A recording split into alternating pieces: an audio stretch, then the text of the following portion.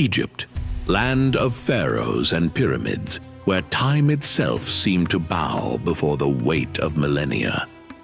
Yet by the mid-4th century BC, this once mighty civilization was a shadow of its former glory, its people yearning for a savior.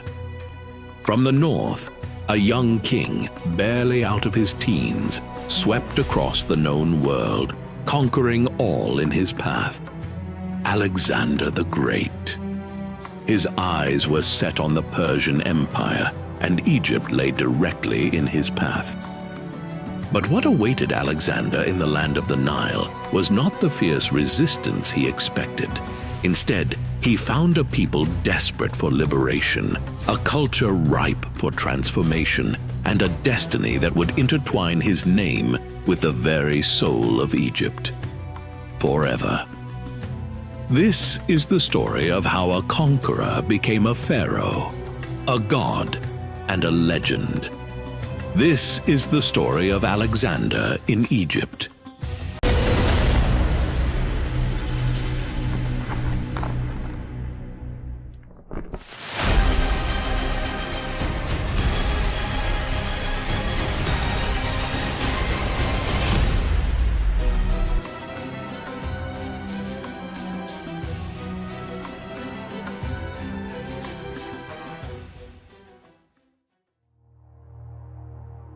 By the mid-4th century BC, Egypt was a land where time seemed to stand still.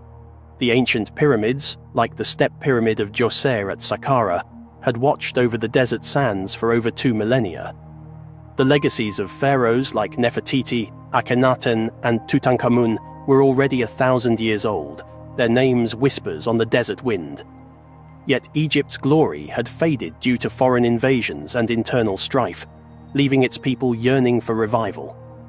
In 332 BC, as the sun bathed the Nile in gold, a young Macedonian king named Alexander appeared. Barely in his 20s, Alexander the Great had already carved a path of conquest across the known world. His eyes were set on the Persian Empire, which spanned from the Aegean Sea to India. In just 2 years, he had crushed Persian power in battles like Issus, defeating King Darius III, and had taken the cities of Tyre and Gaza. As Alexander approached Egypt's borders, anticipation hung in the air. The land was under Persian rule, governed by satraps who had oppressed the Egyptians. Memories lingered of Persian kings like Cambyses II and Artaxerxes III, accused of desecrating temples and killing the sacred Apis bull, an affront to Egyptian faith. The Egyptians, burdened by these offences, watched as Alexander's army neared. But instead of resistance, Alexander was welcomed with open arms. Egyptian priests and nobles saw him as a liberator who would free them from Persian domination. The Persian governor surrendered without a fight. As Alexander entered Memphis, the traditional capital along the Nile, the city erupted in celebration. Amid Memphis's grandeur, with its towering temples and bustling bazaars, Alexander showed wisdom beyond his years. He honored his Macedonian heritage by hosting Greek athletic games and musical contests, filling the air with music and cheers. Yet he also immersed himself in Egyptian culture. Most profoundly, he paid homage to the Apis bull, a sacred animal symbolizing kingship and divinity. In the sanctuaries of Memphis, Alexander approached the priests of Apis. The bull, adorned with divine symbols, embodied Ptah in life and Osiris after death. By sacrificing to Apis, Alexander did more than perform a ritual. He bridged 2 worlds. The Egyptians saw in him a ruler who respected their gods and traditions, a stark contrast to past Persian sacrilege. Word spread along the Nile. The new pharaoh honored the old ways. This gesture resonated deeply with the people. In the Serapeum at Saqqara, where massive granite sarcophagi housed mummified Apis bulls, priests might have whispered prayers of gratitude. Though it's uncertain if Alexander visited these catacombs, his reverence left an indelible mark. As the sun set over the Nile, casting shadows across the temples, Alexander stood at destiny's crossroads. Egypt had embraced him, and he embraced its spirit. He was no longer just a conqueror, he was becoming part of Egypt's eternal story. but his journey was far from over. The whispers of oracles and the allure of divine favor beckoned him further. Greater challenges and revelations awaited, a path that would intertwine his fate with Egypt in unimaginable ways. With the Nile receding behind him, Alexander gazed toward the Mediterranean. An idea took root, a city bearing his name, standing as a beacon of knowledge and culture. On shores where sea met delta, he founded Alexandria. Meticulously planned with wide avenues and grand edifices, the city embodied a fusion of Greek and Egyptian aesthetics. It was to be a hub where scholars and merchants from all corners converged. Yet a deeper calling stirred within Alexander, a yearning to understand his place in the cosmos. Tales reached him of the Oracle of Amun at the Siwa Oasis, a mystical sanctuary deep in the Libyan desert where gods spoke through priests. Undeterred by the treacherous journey, Alexander led a small contingent across unforgiving sands. The desert tested them with scorching days and cold nights, but they pressed on, guided by omens and stars. At last, Siwa's verdant palms emerged like a mirage made real. Upon arrival, priests greeted Alexander with reverence, calling him the son of Amun, a declaration that shook him. Entering the sacred temple, he stood before the god's effigy, the air thick with incense and ancient weight. What transpired remains a mystery, but when he emerged, his countenance had changed. The divine had spoken, affirming his destiny not just as a king, but as a god among men. This revelation was more than personal enlightenment. It was a powerful tool. Proclaimed the son of Amun, whom Greeks identified with Zeus, Alexander's authority now had divine backing. This elevated status resonated in Egypt, where pharaohs were seen as gods on earth. Returning, Alexander's army rested along the Nile's banks. Soldiers mingled with locals, stories were exchanged, cultures intertwined. In spring 331 BC, with the Nile rising, Alexander prepared to depart. His gaze turned eastward toward Persia's remaining might, but Egypt had left its mark on him. Evidence of his impact endured long after. In Thebes, at Luxor Temple, artisans carved his likeness into stone. Within the holiest chambers, Alexander was depicted not as a foreign conqueror, but as a traditional Egyptian pharaoh.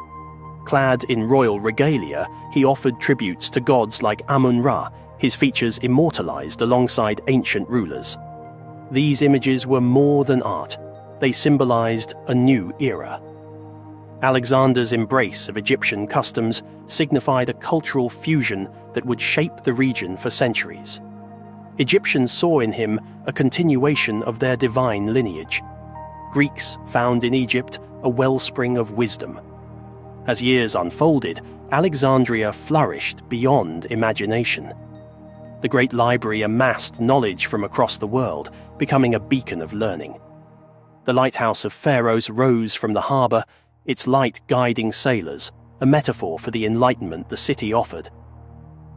But fate is inexorable. At 32, Alexander's life was cut short, his vast empire left without its unifying force. In Egypt, however, his legacy endured. The Ptolemaic dynasty, founded by his general Ptolemy, continued the synthesis of Greek and Egyptian cultures. Cleopatra, the last of the Ptolemies, became a symbol of this enduring fusion. His footprints may have faded, but his influence is carved into Egypt's bedrock. The stories, monuments, and cultural tapestry bear witness to when history was forever altered. Alexander the Great became more than a name. He became a legend woven into Egypt's eternal narrative. The huge areas of the world that have never been looked at by archaeology at all. Of course, the most important are the flooded continental shelves. Santha and I spent 7 years of our lives scuba diving all around the world. You're coming across statues underwater, you're coming across columns underwater. It's just magical, diving on an underwater city. Beneath the waves of Egypt's Abu Qir Bay lies a mystery that has baffled archaeologists for decades. Lost cities, submerged beneath the sea, their secrets hidden in the depths. You have to be careful when you look at underwater structures. You have to look at all the conditions that have led to their submergence. How did the once thriving city of Manuthis vanish beneath the waves? Join us as we dive into this underwater mystery, exploring the theories behind its sudden disappearance and uncovering the treasures that lie hidden beneath the surface. I want to know what else is going to be found that hasn't been investigated yet at all. We're just touching the edge of a huge mystery. The submerged city of Manuthis, nestled near Abukir Bay, close to Canopus and Alexandria, has emerged as a cornerstone of underwater archaeology, revealing the intricate cultural and religious tapestry of the Greco-Egyptian era. Discovered by Frank Gordillo and his team, this exploration shed light on the daily life and significance of Manuthis before it was engulfed by the Mediterranean. Frank Gordillo, a pioneer in underwater archaeology, led his team through methodical survey processes using state-of-the-art sonar and geomagnetic equipment. This technology was crucial in detecting anomalies that hinted at submerged structures and formed the backbone of their exploratory efforts. The initial phase of exploration involved detailed surveys using side-scan sonar and magnetometers, which provided the first glimpse of Manuthis beneath the silt. The Nile carries a lot of silt with it, a lot of earth with it, as it flows out of Uganda and out of Ethiopia. These surveys revealed the outlines of buried structures and were instrumental in mapping potential excavation sites. To further enhance their understanding of the underwater terrain and the depth of sediment layers, the team employed advanced remote sensing technologies, including multi-beam echo sounders and sub-bottom profilers. These tools helped create a three-dimensional map of the seabed, which was pivotal for planning the excavation process. However, the team faced significant challenges due to the dynamic conditions of the underwater environment near Abukir Bay. The heavy accumulation of silt, typical in the Nile Delta region, not only buried artifacts and structures but also reduced underwater visibility, complicating both excavation and documentation processes. The shifting currents and tides could expose or rebury artifacts between survey sessions, requiring the team to continuously monitor conditions and respond quickly to windows of opportunity. Additionally, the saline environment and the presence of silt presented major preservation challenges, necessitating immediate conservation efforts to prevent corrosion and biological growth on the artifacts once they were brought to the surface. To mitigate these challenges, the team employed divers specialized in underwater archaeology who used hydraulic suction tubes to delicately remove silt and uncover artifacts. This technique minimized damage to the delicate items. Documentation was another critical aspect of the excavation, with high-resolution photography and videography playing key roles. In many instances, 3D modeling techniques were utilized to capture the exact condition and position of structures and artifacts before they were disturbed. Once artifacts were recovered, they were immediately placed in specially designed conservation containers filled with a stabilizing solution to prevent further decay from exposure to air, ensuring the preservation of these invaluable historical items. Continuing the exploration of Manuthis, the archaeological discoveries have indeed provided a vivid picture of the city's architectural prowess, daily and ceremonial life, and even the geological reasons behind its submersion. The submergence of those sites is largely because of subsidence of land rather than sea level rise, because it's relatively recent. The structural remains unearthed in Manuthis point to its significant buildings, which were likely central to both the city's daily and communal activities. These buildings were constructed using large limestone blocks. The sophisticated engineering techniques needed to quarry, shape, and transport these massive blocks hint at the advanced architectural knowledge and structural integrity of that era. It's likely that levers, ramps, and possibly wooden rollers were used in their placement, techniques that mirror other Egyptian constructions from the same period. The range of ceramics discovered provides further insights into the lifestyle in Manuthis. From simple domestic wares to intricately designed ceremonial pieces, the ceramics display a blend of Egyptian and Greek styles, reflecting the cultural fusion during the Ptolemaic period. These items, varying from everyday storage and cooking uses to those in religious rituals or as luxury household items, offer a glimpse into the daily and ceremonial lives of its inhabitants. Ancient cultures all around the world preserved a memory of a high civilization. Statuary found at the site also speaks volumes about the cultural and religious life in Manuthis. Crafted from durable materials like granite and marble, these statues, often over 2 meters tall and weighing more than 500 kilograms, depicted deities and significant figures, suggesting their role in reinforcing a sense of divine presence or royal authority within public spaces or temples. Regarding why Manuthis ended up underwater, one compelling theory involves geological and climatic changes. The city was built on the geologically unstable Nile Delta, prone to subsidence, a gradual sinking of the land. All that silt is then dumped in the Nile Delta, and there were constructions were made on top of it. This subsidence, possibly exacerbated by the weight of the city's structures and the delta's soft sedimentary soil, combined with sea level changes from climatic shifts or seismic events, might have led to the gradual inundation of Manuthis over the centuries. Manuthis, though not as expansive as Alexandria, was intricately laid out to support its population and their activities, suggesting it covered several square kilometers. With a network of streets, marketplaces, and residential areas, and its location along the coast, it likely also served as a minor port or trading post, facilitating trade between the Nile interior and the Mediterranean. This urban layout not only supported its role in commerce, but also its cultural and social structure, making it a bustling hub of activity in ancient times. Just as the city of Manuthis provided deep insights into ancient Greco-Egyptian culture, so too does the rediscovery of Canopus, located near the modern village of Abukir and close to the ancient city of Thonis Heracleon. Canopus, brought back to light by Frank Gaudio and his team, showcases the religious and architectural richness of ancient Egypt. Frank Gaudio's exploratory campaign revealed Canopus through advanced underwater archaeology techniques. Utilizing sophisticated sonar technology, magnetometers, and sub-bottom profilers, Gaudio's team successfully identified significant anomalies that matched the expected locations of architectural structures under the seabed. The initial surveys disclosed the outlines of temple complexes and other significant constructions, indicating the potential scale and importance of Canopus, which had been hidden beneath layers of sediment and marine growth. Among the most striking findings in Canopus were the expansive temple complexes and sanctuaries dedicated to Egyptian gods, particularly Osiris. The main temple structures were quite large, with some remains suggesting dimensions of over 50 meters in length and more than 20 meters wide. These vast areas were clearly designed to accommodate large numbers of pilgrims, highlighting their importance as major religious centers.